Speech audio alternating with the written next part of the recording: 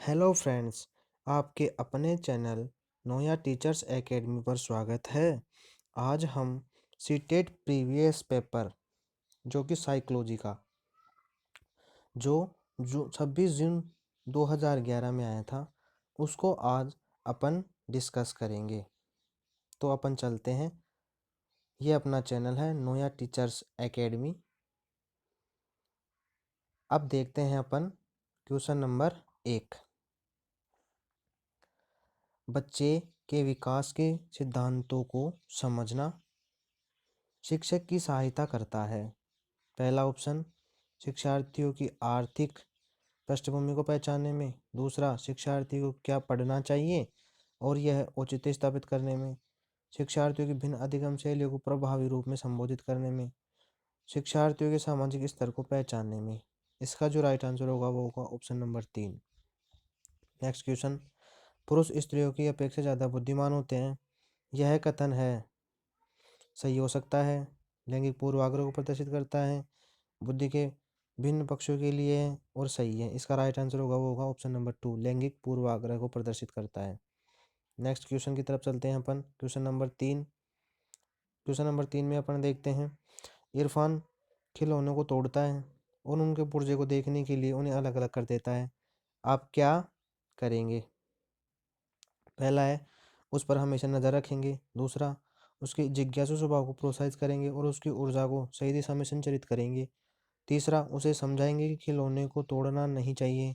चौथा है, इरफान को खिलौनों से कभी नहीं खेलने देंगे। इसका राइट आंसर होगा वो होगा ऑप्शन नंबर 2, उसके जिज्ञासु स्वभाव को प्रोत्साहित करेंगे और उसकी ऊर्जा को सही दिशा में संचालित करेंगे। नेक्स्ट क्वेश्चन की तरफ चलते हैं।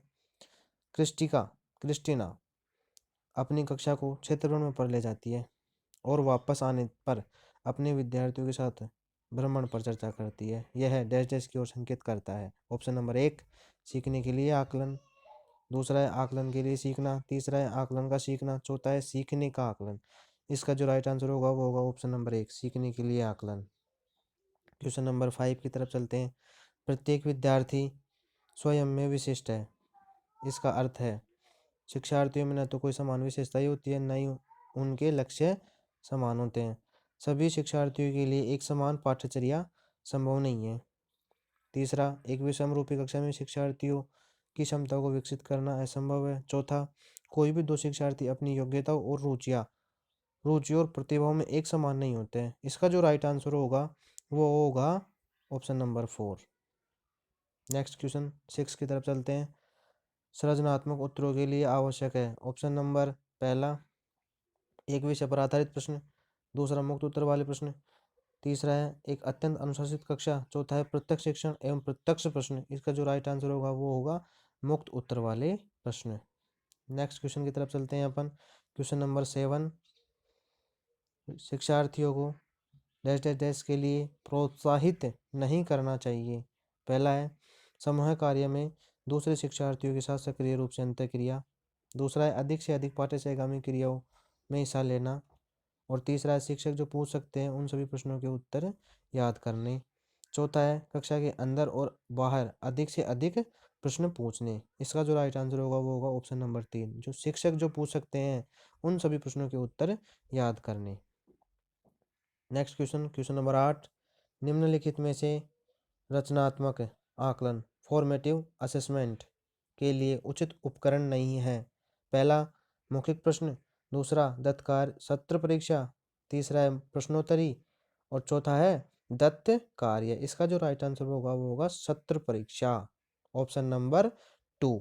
अपन चलते हैं क्वेश्चन नंबर 9 की तरफ। भारतीय समाज की बहुभाषिक विशेषताओं को देखा जाना चाहिए। ऑप्शन नंबर 1, विद्यालय जीवन को समृद्ध बनाने के संसाधन के रूप में। दूसरा, विद्यार्थियों को सीखने के लिए अभिप्रेरित करने हेतु शिक्षक योग्यताओं की चुनौती के रूप में। तीसरा है शिक्षार्थियों के लिए विद्यालय जीवन को एक जटिल अनुभव के रूप में बनाने के एक कार्य के रूप में। और चौथा है शिक्षण अधिगम प्रक्रियाओं में बाधा के रूप में।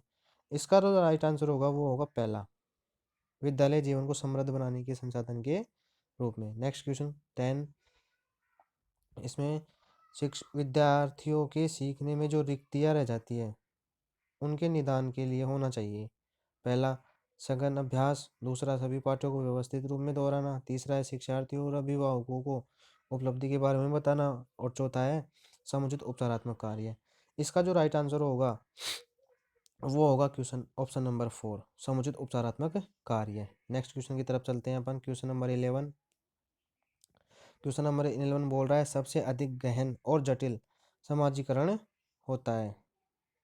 पहला, किशोरावस्था के दौरान। दूसरा है पूर्व बाल्यावस्था के दौरान। और तीसरा है प्रौढ़ावस्था के दौरान। चौथा है व्यक्ति के पूरे जीवन में। तो इसका जो राइट आंसर होगा वो होगा पहला, किशोरावस्था के दौरान। नेक्स्ट क्वेश्चन, आनुवांशिकता को डैश डैश डैश सामाजिक संरचना माना जाता है। पहला, गौण। दूसरा, गत्यात्मक। तीसरा, स्थिर। चौथा है प्राथमिक। इसका जो राइट आंसर होगा वो होगा स्थिर। नेक्स्ट क्वेश्चन, जीन पियाजे के अनुसार विकास की पहली अवस्था, फर्स्ट स्टेज, जन्म से लगभग 2 वर्ष के दौरान बच्चा डैश डैश सबसे बेहतर सीखता है। पहला, निष्क्रिय शब्दों को समझने के द्वारा। दूसरा, अमूर्त तरीके से चिंतन द्वारा। भाषा के नए अर्जित ज्ञान के अनुप्रयोग द्वारा। और इंद्रियों के अनुप्रयोग द्वारा। तो इसका जो राइट आंसर होगा वो होगा इंद्रियों के प्रयोग के द्वारा, ऑप्शन नंबर 4। क्वेश्चन नंबर 14, निम्नलिखित में से कौन सा समझ के लिए शिक्षण को प्रदर्शित नहीं करता है। पहला, नियम कैसे कार्य करता है इसे स्पष्ट करने हेतु उदाहरण उपलब्ध कराने के लिए विद्यार्थियों को पढ़ाना। दूसरा है समानता और अंतर देखने और सादृश्यता स्थापित करने के लिए विद्यार्थियों की सहायता करना। तीसरा है विद्यार्थियों को एकाकी और प्रक्रियाओं को याद करने के योग्य बनाना। चौथा है परिघटनाओं और अवधारणाओं को अपने शब्दों में अभिव्यक्त करने के लिए विद्यार्थियों को कहना। इसका जो राइट आंसर होगा वो होगा ऑप्शन नंबर 3, विद्यार्थियों को एकाकी और तथ्यों और प्रक्रियाओं को याद करने के योग्य बनाना। नेक्स्ट क्वेश्चन की तरफ चलते हैं अपन। क्वेश्चन नंबर 15, सीखने का वह सिद्धांत जो पूर्ण रूप से केवल अवलोकनीय एवं व्यवहार पर आधारित है। सीखने जैसे जैसे सिद्धांत से संबंध है। पहला, विकासवादी। दूसरा, व्यवहारवादी। तीसरा, रचनावादी। चौथा है संज्ञानवादी। तो इसका जो राइट आंसर होगा वो होगा पहला, दूसरा, व्यवहारवादी। इसका राइट आंसर होगा व्यवहारवादी। नेक्स्ट क्वेश्चन की तरफ चलते हैं। क्वेश्चन नंबर 16, एक शिक्षिका अपनी कक्षा के प्रतिभाशाली बच्चों की योग्यताओं की उपलब्धि चाहती है। अपने उद्देश्य की प्राप्ति के लिए उसे निम्नलिखित में से क्या नहीं करना चाहिए। अपन देखते हैं ऑप्शन। पहला, तनाव को नियंत्रित करना सिखाना। दूसरा है विशेष ध्यान के लिए उन्हें समकक्षों से अलग करना। तीसरा, उनकी सृजनात्मकता को समृद्ध करने के लिए उन्हें चुनौती देना। चौथा है गैर शैक्षणिक गतिविधियों में आनंद लेना सिखाना। इसका राइट आंसर होगा ऑप्शन नंबर 2, विशेष ध्यान के लिए उन्हें उनके समकक्षियों से अलग करना। नेक्स्ट क्वेश्चन की तरफ चलते हैं। क्वेश्चन नंबर 17, छोटे शिक्षार्थियों में निम्नलिखित में से कौन सा लक्षण पठन कठिनाइयों का नहीं है। पहला, पठन गति और प्रवाह में कठिनाई। दूसरा है शब्दों और विचारों में समझने में कठिनाई। तीसरा है सुसंगत वर्तने में कठिनाई। और चौथा है वर्ण और शब्द पहचान में कठिनाई। तो पहला इसका ऑप्शन सही होगा, पठन गति और प्रवाह में कठिनाई। नेक्स्ट क्वेश्चन की तरफ चलते हैं अपन। क्वेश्चन नंबर 18, निम्नलिखित में से कौन सी विशेषता आंतरिक रूप से अभिप्रेरित बच्चों के लिए सही नहीं है।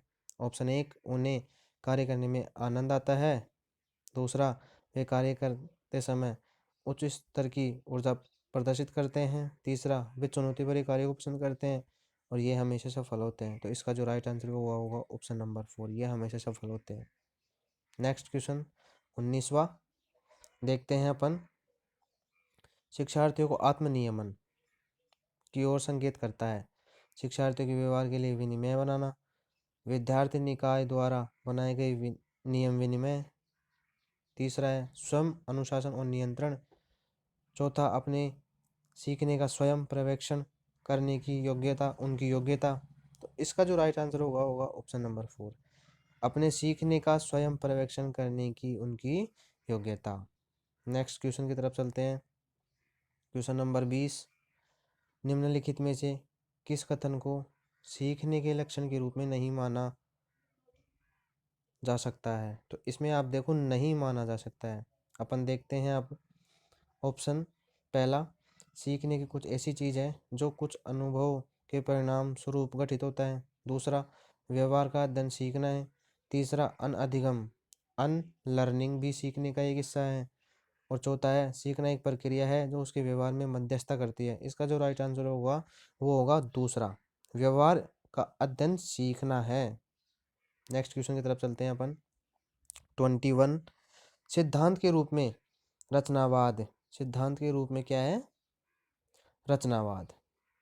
इसका ऑप्शन देखते हैं अपन। पहला, दुनिया के बारे में अपना दृष्टिकोण निर्मित करने में शिक्षार्थी की भूमिका पर बल देता है। दूसरा, सूचनाओं को याद करने और पुनः स्मरण द्वारा जांच करने में बल देता है। तीसरा है, शिक्षक की प्रभुत्वशाली भूमिका पर बल देता है। चौथा है, अनुकरण की भूमिका पर बल देता है। इसका जो राइट आंसर होगा वो होगा पहला, दुनिया के बारे में अपना दृष्टिकोण निर्मित करने में शिक्षार्थी की भूमिका पर बल देता है। नेक्स्ट क्वेश्चन 22, सृजनात्मक शिक्षार्थी वह है जो बहुत बुद्धिमान होते हैं, परीक्षा में हर बार अच्छे अंक प्राप्त करते हैं, पार्श्व लेटर चिंतन और समस्या समाधान में अच्छा है, ड्राइंग और पेंटिंग में बहुत विलक्षण है। इसका जो राइट आंसर होगा वो होगा ऑप्शन नंबर 3, पार्श्व लेटरल चिंतन और समस्या समाधान में अच्छे हैं। चलते हैं अपन 23 पे। अवधारणाओं का विकास मुख्य रूप से डैश डैश डैश का हिस्सा है। पहला, बौद्धिक विकास, शारीरिक विकास, सामाजिक विकास, संवेगात्मक विकास। इसका राइट आंसर होगा वो होगा बौद्धिक विकास। नेक्स्ट क्वेश्चन 24 पे चलते हैं अपन। व्यक्तिगत जो शिक्षार्थी एक दूसरे से डैश डैश डैश से भिन्न होते हैं। पहला, विकास की दर, विकास का क्रम, विकास की सामान्य क्षमता और वृद्धि और विकास के सिद्धांत। इसका राइट आंसर होगा वो होगा पहला, विकास की दर। नेक्स्ट क्वेश्चन, बच्चे के उचित विकास को सुनिश्चित करने के लिए उसका स्वस्थ शारीरिक विकास एक महत्वपूर्ण आवश्यकता है, यह कथन है। पहला, गलत हो सकता है क्योंकि विकास एक नितांत व्यक्तिगत मामला है। दूसरा, सही है क्योंकि विकास क्रम में शारीरिक सबसे पहले, मतलब इसमें ये जो ऑप्शन बोल रहा है ना 2 वाला, वो बोल रहा है कि सही है क्योंकि विकास क्रम में शारीरिक विकास सबसे पहले स्थान पर आता है। तीसरा है, सही है क्योंकि शारीरिक विकास विकास के अन्य पक्षों के साथ अंतर संबंधित है। और चौथा है, गलत है क्योंकि शारीरिक विकास विकास के अन्य पक्षों के किसी भी प्रकार से प्रभावित नहीं करता है। इसका सही उत्तर होगा ना, राइट आंसर होगा वो होगा ऑप्शन नंबर 3, सही है क्योंकि शारीरिक विकास विकास के अन्य पक्षों के साथ अंतर संबंधित होता है। नेक्स्ट क्वेश्चन की तरफ चलते हैं अपन। क्वेश्चन नंबर 26, मानव विकास कुछ विशेष सिद्धांतों पर आधारित है। निम्नलिखित में से कौन सा कथन मानव विकास का सिद्धांत नहीं है? इसका राइट आंसर देखते हैं अपन। पहला, अनुक्रमिकता, सामान्य से विशिष्ट, प्रतिवर्ती, निरंतरता। इसका राइट आंसर होगा वो होगा प्रतिवर्ती। नेक्स्ट अपन नेक्स्ट क्वेश्चन की तरफ चलते हैं। क्वेश्चन नंबर 27, निम्नलिखित में से बच्चों के लिए समय की शिक्षा की केंद्रीय प्रायोजित योजना का उद्देश्य है में निःशक्त बच्चों को शैक्षिक अवसर उपलब्ध कराना। पहला है विशेष विद्यालय, दूसरा है मुक्त विद्यालय, तीसरा है ब्लाइंड रिलीफ एसोसिएशन के विद्यार्थियों, और चौथा ऑप्शन है नियमित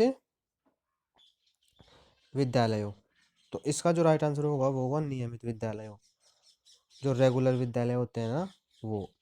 क्वेश्चन नंबर 28, निम्नलिखित में से कौन सा कथन सीखने के बारे में नहीं है? पहला, सीखना उस वातावरण में प्रभावी होता है जो संवेगात्मक रूप से सकारात्मक हो और शिक्षार्थियों को संतुष्ट करने वाला हो। दूसरा ऑप्शन, सीखने के लिए किसी भी चरण पर सीखना संवेगात्मक कारकों से प्रभावित नहीं होता। तीसरा, सीखना मूल रूप से मानसिक क्रिया है। और चौथा, बच्चों द्वारा की गई त्रुटियां यह संकेत करती है कि किसी तरह का सीखना नहीं हुआ। ऑप्शन नंबर पहला। इसका जो पहला होगा ना वो सही आंसर होगा। सीखना उस वातावरण पर प्रभावी होता है जो संवेगात्मक रूप से सकारात्मक हो और शिक्षार्थियों को संतुष्ट करने वाला हो। नेक्स्ट क्वेश्चन 29 क्या कह रहा है? मूल्यांकन असेसमेंट का मुख्य उद्देश्य होना चाहिए शिक्षार्थियों की उपलब्धि को मापना, यह निर्णय लेना कि क्या विद्यार्थी को अगली कक्षा में प्रोन्नत किया जाना चाहिए। तीसरा, सीखने में होने वाली कमियों को निदान और उपचार। चौथा, शिक्षार्थियों की त्रुटियां निकालना। इसका राइट आंसर होगा तीसरा, सीखने में होने वाली कमियों का निदान और उपचार। क्वेश्चन नंबर 30 अपन देखते हैं। अपन लास्टवा question, last and final question number 30। शिक्षार्थी जो सबसे पहले सीख चुके हैं उनकी पुनरावृत्ति और प्रत्यास्मरण में शिक्षार्थियों की मदद करना महत्वपूर्ण है, क्योंकि पहला, नई जानकारियों को पूर्व जानकारी से जोड़ना सीखने को समृद्ध बनाता है। दूसरा, पूर्व पाठों को दोहराने का यह प्रभावी तरीका है। तीसरा, शिक्षार्थियों की जो स्मृति होती है उसको बढ़ाता है, जिससे सीखना सुदृढ़ होता है। चौथा है, यह किसी भी कक्षा अनुदेशन के लिए सक्रिय सुविधाजनक शुरुआत है। इसका जो राइट आंसर होगा वो होगा पहला, नई जानकारियों को पूर्व जानकारी से जोड़ना सीखने को समृद्ध बनाता है। तो फ्रेंड्स, अपन ने आज ये पूरे 30 क्वेश्चन डिस्कस कर लिए। तो आपको कैसा लगा ये सेशन? तो अब और तो मैं कुछ बोलना नहीं चाहूँगा, बस ये बोलूँगा कि आप प्लीज़ लाइक करो, अपने चैनल को सब्सक्राइब करो और हो सके तो शेयर भी कर दो। अपना चैनल है Noah teachers academy. So please अच्छा फ्रेंड्स, आज के लिए इतना ही। धन्यवाद।